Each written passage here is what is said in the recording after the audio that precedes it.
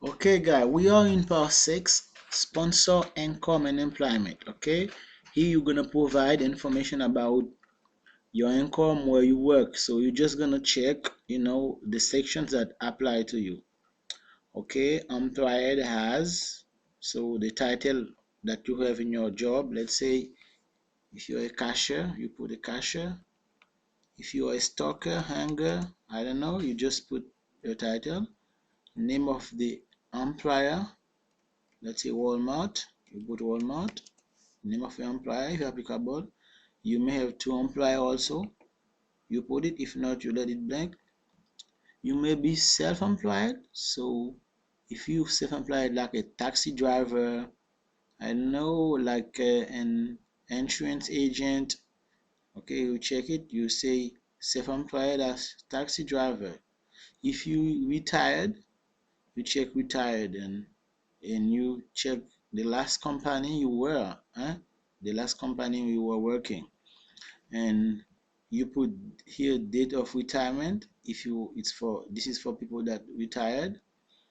And then so if you are retired, you're gonna check here and put the date.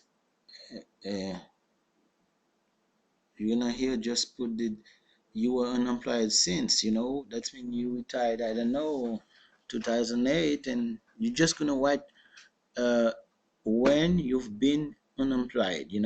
It's like the last day you worked.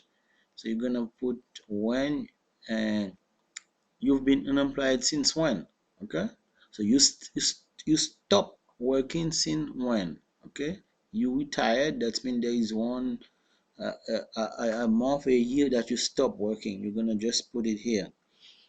And then in 5, you're gonna put your individual annual income. So this gonna be your, on your tax return, the gross income. Let's say if you work like, I don't know, 27,467,000 for the whole year. So this gonna be your gross income. Okay, this gonna be your gross income. So let's say if you are sponsoring one person, let me double check the table of poverty guideline. Let me see. You see, this is the table. So let's say if you're sponsoring 2 people, you okay. You don't need any, because 2 people, according to the poverty guideline, your income should be at least 90,287. If you're sponsoring 2 people, you're fine. If you're sponsoring, that's mean no, no. Let me look. It's not if you're sponsoring 2 people. If the household size, is 2, it's 90,287. Household size, we explain it. It's you, number of person on your tax return, plus number immigrant, number of person that you are sponsoring. Okay, if it's 2, so you will need only 19,287. If it's 3, you will need like 24,000. So so here 27,000 is good if the household size is 3. Okay, you're okay. You don't need to put, you don't need any other sponsor. That means you will just need fill this form. You don't need any other sponsor to fill this form. Okay, also in this case, it's not important to income for other person, so you will not need to fill all the stuff. You will not need to, because why you gonna feel, understand why you need to fill income you are using any other person who was counted in your household size.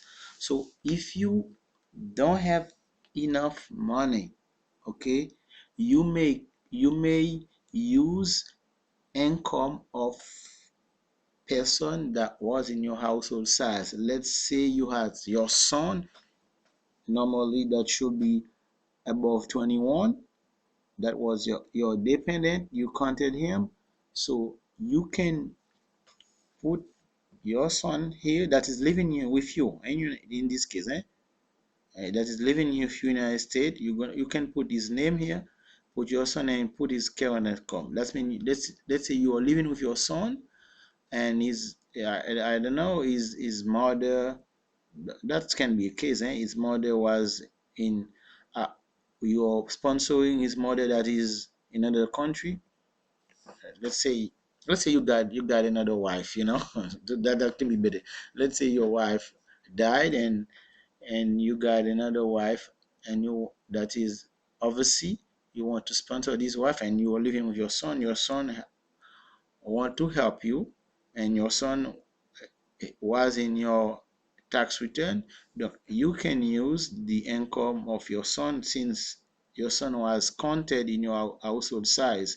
You can put your son, the relationship, and put the income here. Okay?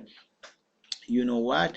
You can even put the income of the immigrant, but this immigrant gonna give proof that he's still gonna have the money after immigrating to United States. Okay, let's say if this immigrant had a stock, had some money in the stock market, some dividend. That's just an example, eh? So you can add this immigrant name and explain. She will just show uh, paper that indicate that he or she's still gonna have dividend for the stock. Okay, those situation is in case that you don't have enough money, so you're gonna use income from people in your household size, and you may use also income from the immigrant, but the immigrant gonna should be able to show that after coming to United States, he or he he or she's still gonna have those income. So you may include person number one, person number two. Understand, those person, they should be counted in your household size. So if those person were not in your tax return, like I told before, you just can't put your border. Let's say your border is living with you, and you didn't count your border in your household size, since your border was not in your tax return. You can't put your border here, eh? But any person that was in your household size, you can use his income in order to help you out if your gross income is not enough. Okay, but if it's enough, it's fine. You don't need to write anything. Just let all those blank, let all them blank if your money is enough.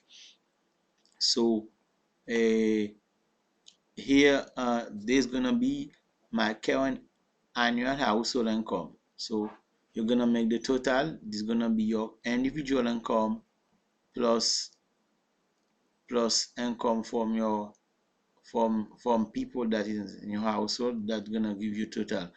And if this total is equal or above the poverty guideline, you are fine. And then you have to check either 11 or 12.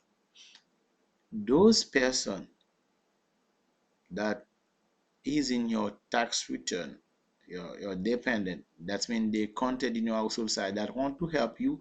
You know what? They have to fill another form. They call it I-864A. You see, that's really too many stuff. I don't like that. When you don't have enough money, this person gonna fill another form, because they have you, and you have to attach it. If we're talking about people that was in your house, in your remember, we counted the household size. That's mean number of people that was in your tax return, and immigrant. When you make the additions, any of them you can use the income of any of them, in order to help you out. So they will have to fill another form. They call it I-864. We will produce a video on how to fill this form also, if you don't have choice. It may happen. I understand also. It may happen that you don't have any other fund to sponsor you, and you don't have no choice. You have to use the income of people that you consider in your household size. So you have to deal with it, and so that those person will have to fill another form. They call it 864A. Okay, but if if so, you're gonna have, excuse me, hold on, let's go back to, yeah, so you're gonna have to click here, this person listed on part 6A until part 9 have to complete form I-864A. But you know, if the person, it may happen, if this person is the intended immigrant and had no accompanying dependent, let's say you are sponsoring just one person, let's say your wife, and your wife is not coming with any child, any kid, you're gonna click here, you're just gonna choose this, you're just gonna click here. In this case, you save the, no more, there is no more form. Okay, in this case, understand, in this case we say you can use income of people in your household size, as well as the intended immigrant, that means the person that will come to United States, he will be also in the in the in the household size. So if this person gonna use his income and this person not gonna bring any other dependent, you don't have to fill the additional form I-64. Okay, let's go back to what we're talking about, the sponsor household size. Okay, so you can use income any of them that was counted in your household size. Okay, okay, so if you use income of those person that was counted in your household size, if they are if they are in United States, you're gonna click here. If this person is the immigrant, is the immigrant that will come with no dependent, you will click here. Okay, and you have the choice, it's up to you to, okay. Now you have to check this box 13. 13, it's they want to know if you file your tax return for each of the 3 most recent year. So they need to know, though, you have to click I filed my federal tax return for each of the 3 most recent year.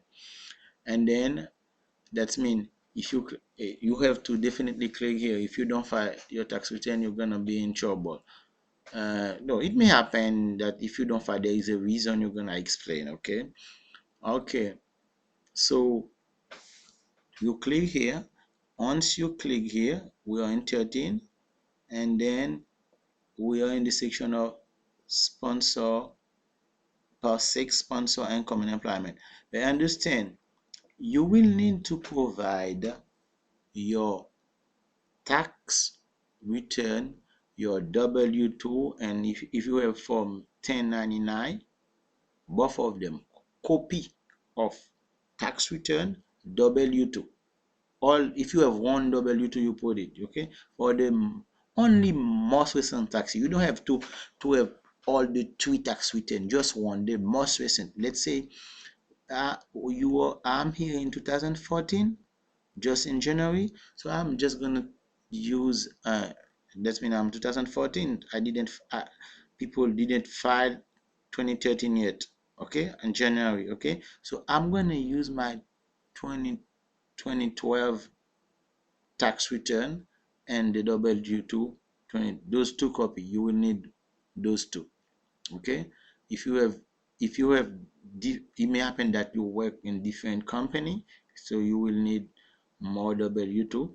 It may happen that you work like self-employed, you will need like the form 299. Both of them you need to provide a copy of them. And also, but if you, there is also a possibility you just can have the transcript. If you have the transcript, I'm going to show you how to get the transcript online, so that you don't have to have 2 copy, just one transcript, because the transcript from IRS give all the information. They just want to have information about the income. They just want to be sure that what you say is correct, that you have really the right gross income. But with one transcript, you don't need tax return, you don't need W-2. Okay, I'm going to show you how to get the transcript online. okay, after this video. So let's switch to the section sponsor, income, and employment.